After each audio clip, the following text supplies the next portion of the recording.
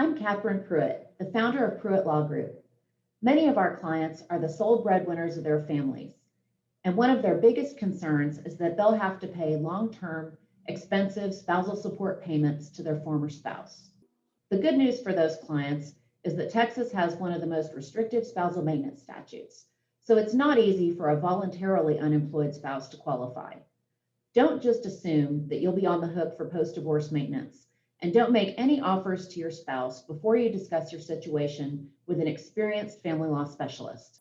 To help you prepare for those discussions, I'm going to answer the top 3 questions I get from clients worried about paying spousal maintenance. The first question a client should ask is my spouse even eligible for maintenance?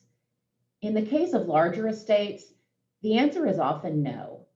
This is because the first hurdle the spouse wanting maintenance has to jump is to show that as a result of the property division in the divorce case, they'll lack sufficient property to provide for their minimum reasonable needs.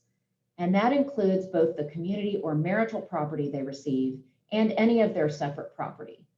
So for example, if the spouse will receive $1 million in property in the divorce case, it was very unlikely the court will find that they're incapable of meeting their minimum reasonable needs, and they won't qualify for maintenance under Texas law.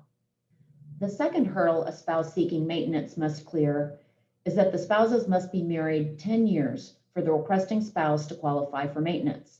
However, a 10-year marriage is not required in the case where the paying spouse was convicted of or received deferred adjudication of a family violence offense while the divorce case was pending, or in the 2 years before the case was filed. A 10-year marriage is also not required for spouses who are disabled or who are caring for disabled children, such that it prevents them from earning sufficient income to meet the spouse's minimum reasonable needs. The second question clients often ask is, does my spouse have to look for a job? Yes, they should look for a job, or at least try to gain education and training that will lead to a job. There's a presumption in the Texas Family Code that spousal maintenance is not warranted unless the spouse seeking maintenance has exercised diligence trying to earn sufficient income or developing the necessary skills to provide for their own minimum reasonable needs.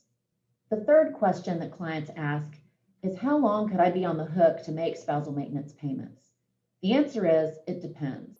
Clients trying to soften the blow of divorce will often do some quick internet research and offer their spouse the maximum maintenance payments for the maximum duration offered under Texas law before they even come into my office. Please don't do that. The Texas spousal maintenance statute is intended to provide temporary and rehabilitative support to spouses displaced from the workforce. Texas law requires the courts to limit duration of a maintenance order to the shortest reasonable period that allows the spouse seeking maintenance to earn sufficient income to provide for their minimum reasonable needs, and there are very few exceptions. Therefore, the statutory maximums are usually not appropriate. To sum things up, spousal maintenance can be a hot button issue in many divorce cases. And while Texas law is more restrictive than most, you should have an experienced family law specialist helping you navigate this issue. If you're thinking about divorce, we'd love to talk to you. Please call us at 469-888-8829 to schedule a confidential consultation today.